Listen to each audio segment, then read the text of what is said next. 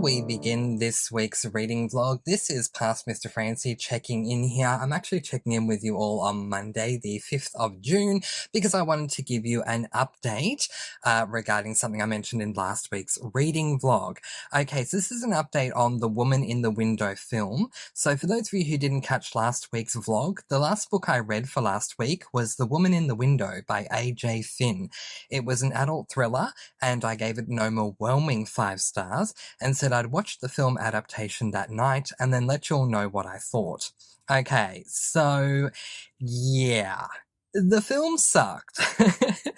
Sorry, there's just no other way to put it. There were details here and there throughout the book that were integral to the reveal that were completely left out. Also, there were things that were added that changed the whole direction of the film, and the main character, Anna, was made to be very standoffish from the start, which does not depict the Anna in the book. She was very kind and sweet from the off until things changed, and so it just felt all kinds of wrong.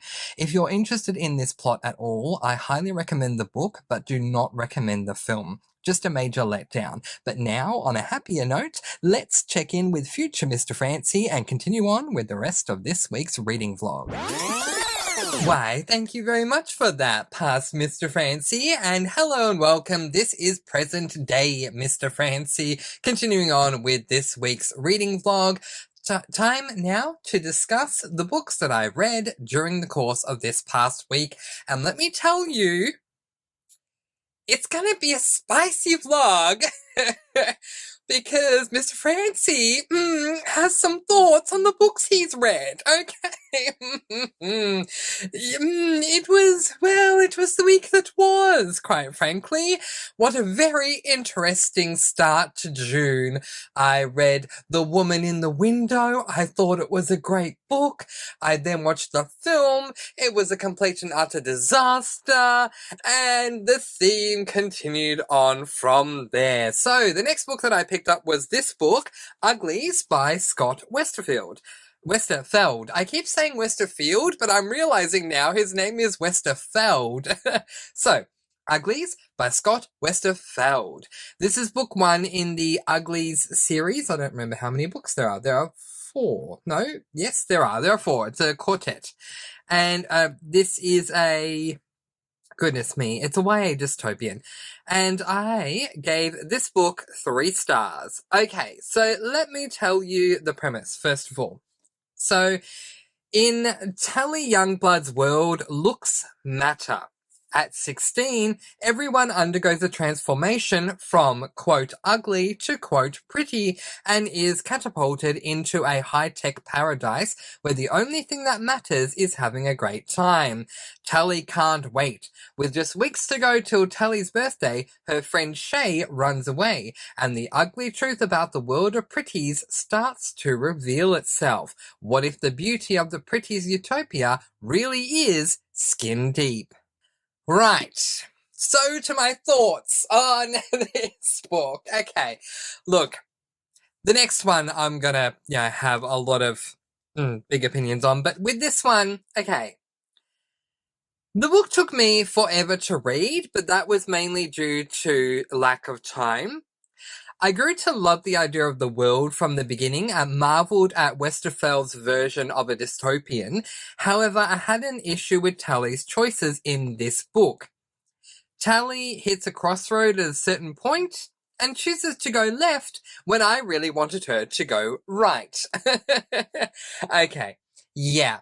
You ever had a moment in a book where everything is written so well that you can't help but feel like you are literally there, walking alongside the character? You are not sitting wherever you are reading this book. You are actually in the world with them, and you're seeing everything with them, standing next to them as they experience everything.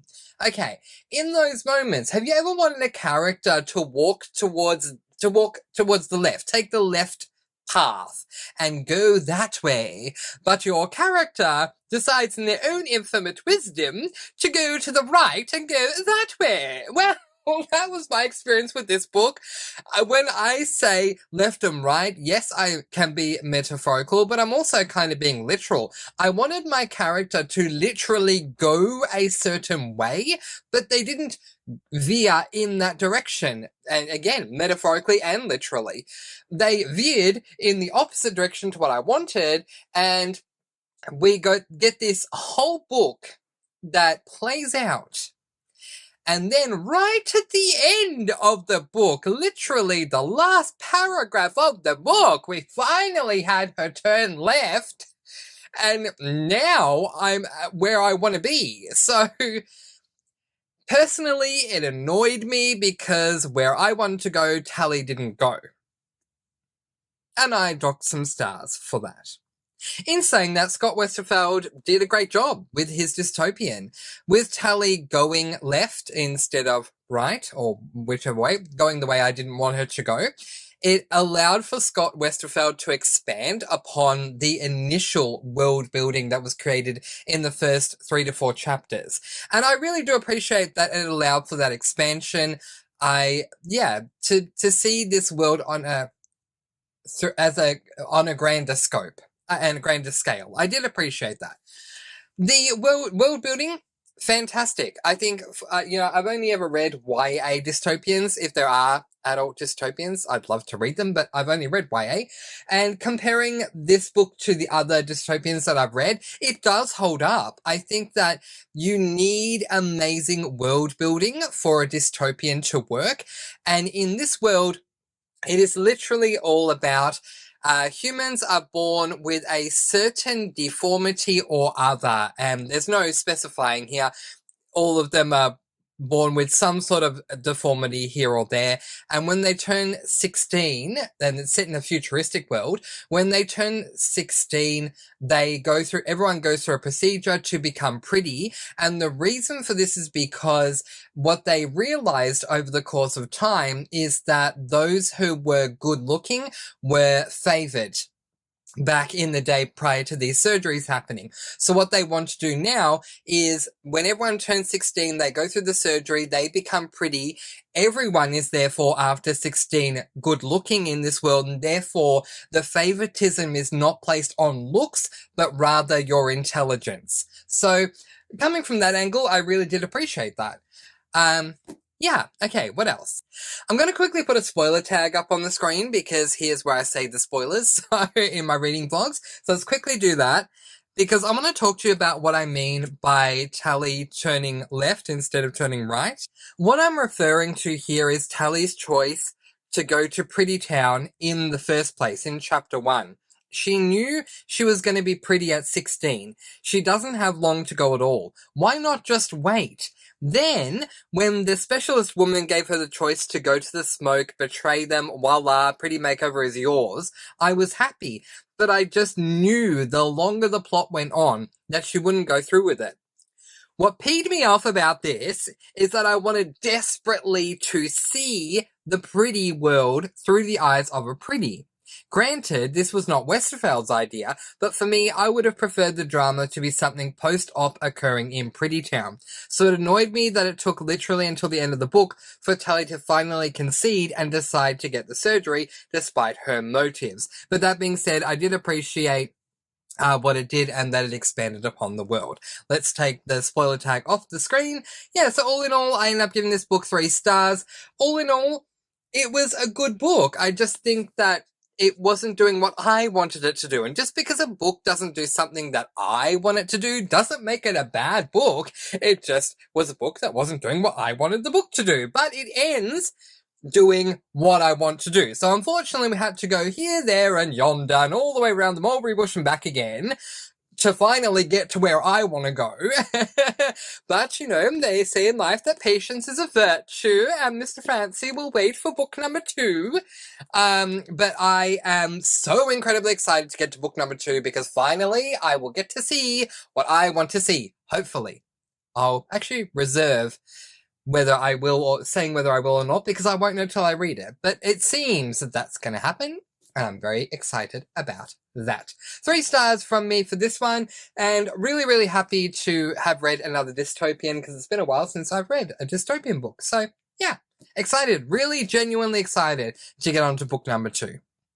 Ladies and gentlemen of the Mr. Francy Reads listening / viewing audience, hello and welcome to the next book that I picked up because I'm not happy. Yeah, there's a great saying out there, sometimes we just need to laugh so that we don't cry, and that's why I'm laughing, because I'm not happy at all. Let's put this book up on the screen. It is called Rabbits, and it is by Terry Miles. This is an adult, I don't even know, an adult sci-fi thriller. I'm calling it a thriller, but honestly, I don't even know if that's what it was. Alright, y'all, let me just read you the premise, and then I can rant and rave until my heart is content. Okay, the premise of this book, what we are led to believe about this book is that the premise is Rabbits is a mysterious alternate reality game so vast it uses our global reality as its canvas. Since the first game started in 1959, 10 iterations have appeared and 9 winners have been declared. Their identities are unknown. So is their reward, which is whispered to be NSA or CIA recruitment, vast wealth, immortality, or perhaps even the key to unlocking the secrets of the universe itself. But the deeper you get, the more deadly the game becomes. Players have died in the past, and the body count is rising. Okay. The first part of my disappointment comes from the fact that I've wanted to read this book for 3 years. I don't know why I've held off. It just really hasn't fit on my TBR prior to now, I guess. But I love seeing games in thrillers and horrors as well. I love the idea of placing a fictitious character into a situation and seeing what they will do, especially when what is on the line could potentially be their life, because people in different situations are going to react differently. When I was younger, I wanted to become an anthropologist, someone who literally studies the effects of human nature.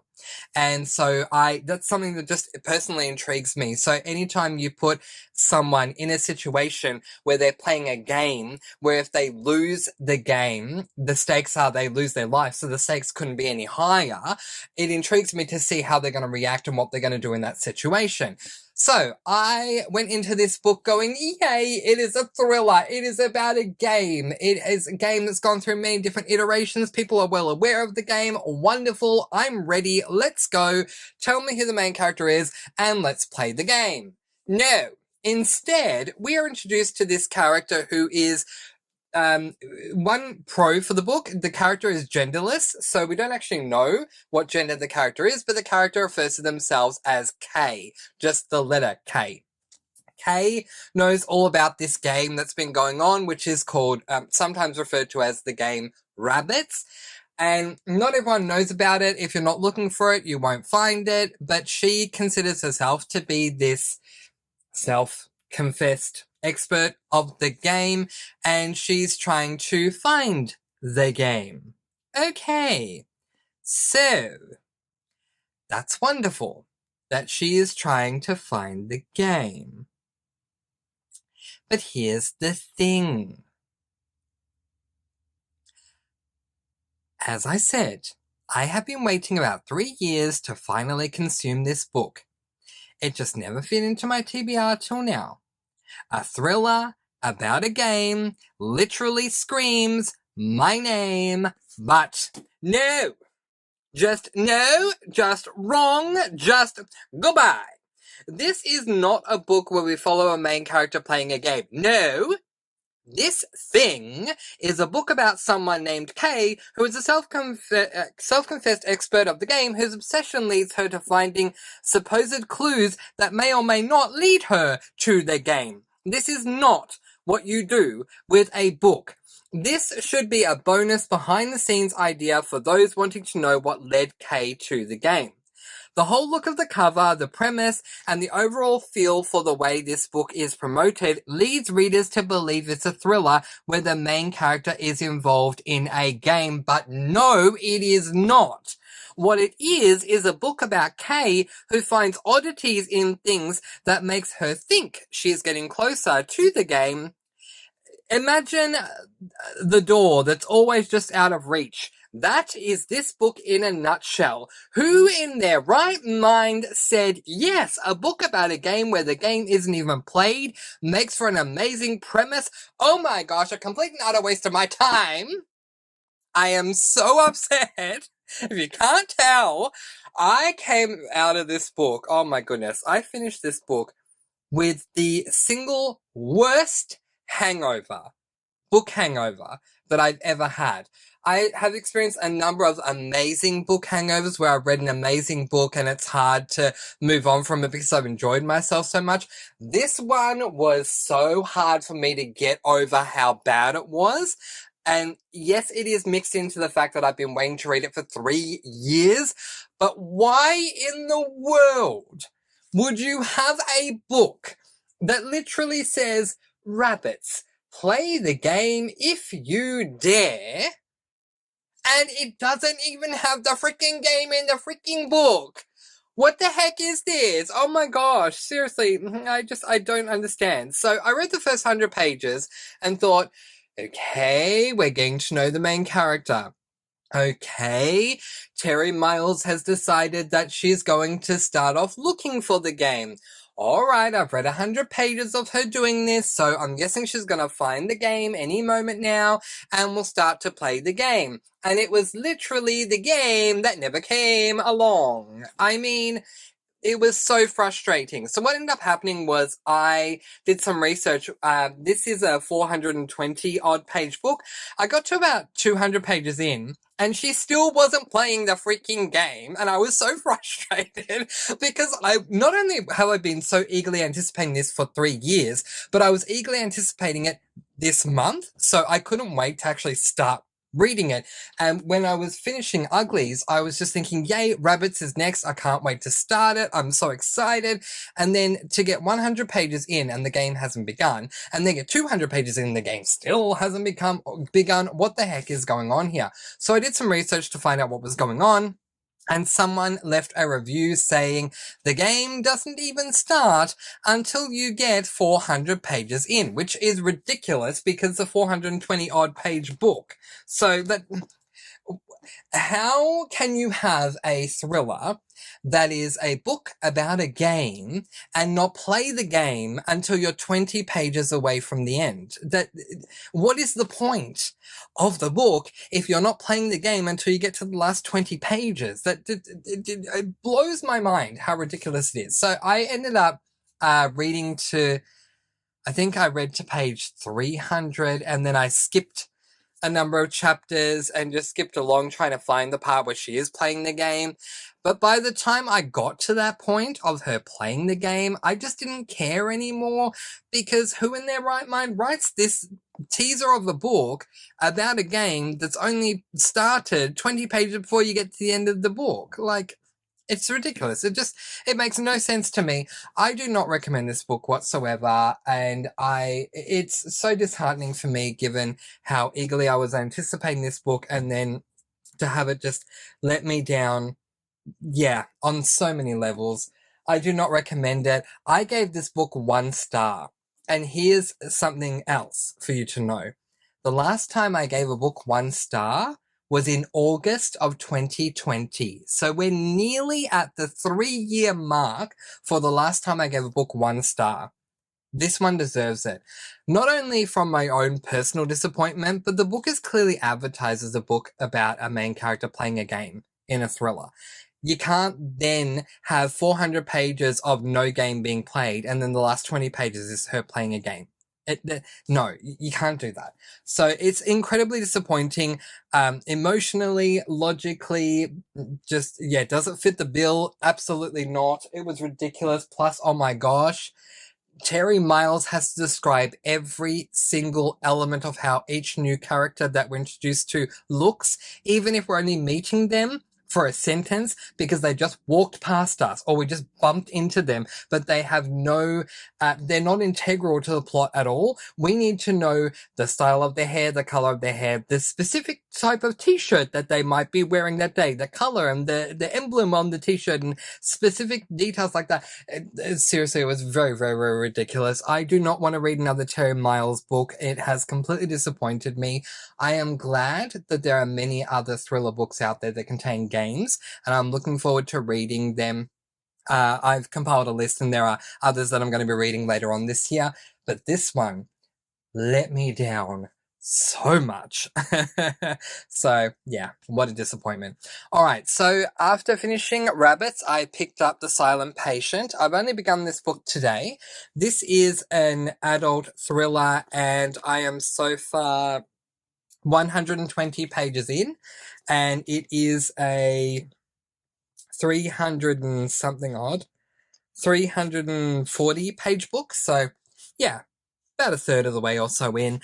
And yeah, so far this has actually been really good. It took me a moment when I began reading this book to settle down because I was still so very angry and caught up in my feelings about rabbits. But honestly, the book, The Silent Patient, is a great book. Alex Michaelides, that's a very hard name to pronounce. Michaelides has done a great job. So the basic premise is that we are following a psychotherapist who is trying to help a woman who is in an insane asylum because she killed her husband. Now, the reason it's called The Silent Patient is because this woman is not talking. Ever since she committed the murder and the police arrived on the scene, she has not uttered a word the whole time. From the moment the police put her under arrest, through her trial, and then when she entered into the insane asylum, or whatever the heck you want to call it, the sanitarium, she hasn't said a word.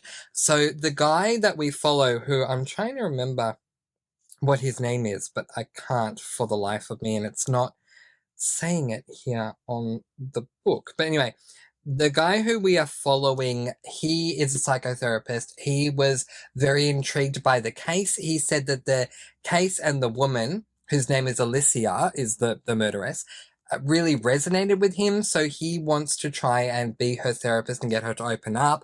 So he goes and gets a residence at the Grove, which is the name of the sanitarium that she's at. And there have been a number of other psychotherapists who have tried to get her to come out of her shell, but it hasn't worked. But he doesn't care. He's going to do what he can to try and help her.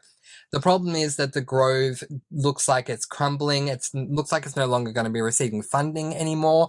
So the main character, again, forgot his name, has been given 6 weeks to get her to start talking. If he doesn't do that, then he's no longer allowed to be with her anymore. But it's been really, really interesting. We also get a little bit of background on the psychotherapist himself, so we get to follow him even when he leaves the sanitarium and goes home to his wife and things that are going on that end. So it really does feel like a 3D experience as opposed to just seeing him with her in their sessions. But so far it's really interesting. There is a tagline on the book, a review of sorts, by A.J. Finn, who was the author of The Woman in the Window, the first book that I read this month that I gave 5 stars to. And A.J. Finn claims that this is, quote, the perfect thriller, end quote. So that has me incredibly excited because I loved The Woman in the Window. So there's a lot of potential. The book is incredibly intriguing, and despite the fact that I went into this book so angry coming off of Rabbits, I quickly fell in love with the book, and I'm really, really enjoying it so far to this point. So we'll see how things go as we continue to move along. All right, so now let's quickly talk about what I plan to read for this upcoming week. Originally, instead of The Silent Patient, I was going to read Under the Never Sky by Veronica Rossi. This is a YA dystopian. However, there's been some issues with my Scribd account. For some reason, they keep limiting the access to the amount of audiobooks that I can listen to every month. It's something that started only just a couple of months ago, so I'm still trying to work it out. But anyway, Under the Never Sky, suffice to say, is not available for me right now, and so because of that, I need to wait for the next billing period, which is not far away, it's less than a week away, until I can have access to that book. So, therefore, I switched it around and I'm reading The Silent Patient instead. Once I'm done with The Silent Patient, if Under the Never Sky is available, I will listen to that, but if it's not, then I'll move on to my next book, which will be this book, How to Elude a Vampire by Alice Winters. This is an adult LGBTIQ plus mystery, I suppose. It's book number 2 in the something series, the Vampire Crimes, I think it's called, series. So I read How to Vex a Vampire a number of years ago and absolutely loved it.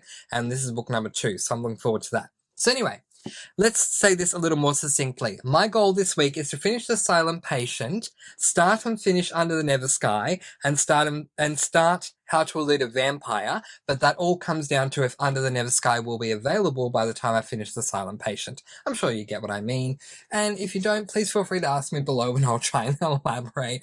But anyway, it's been a tough reading week for me, but I have to say that Alex Michaelides seems to be turning things around for me, for which I am extremely thankful. But in the meantime, that is where I am going to leave it, letting you all go with peace, blessings, and so much love.